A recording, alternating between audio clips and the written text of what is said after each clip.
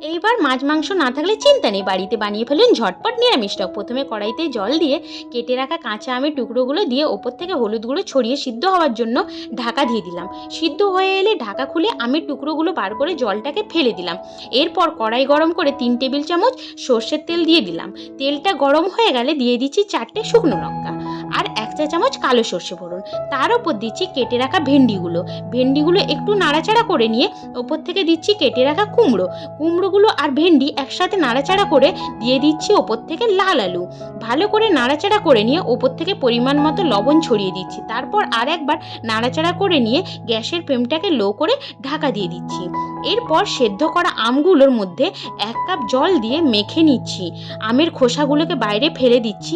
তার মধ্যে দিয়ে দিচ্ছি 1/2 চা চামচ সাদা সর্ষে বাটা, ওপর থেকে 1 চা চামচ হলুদ গুঁড়ো।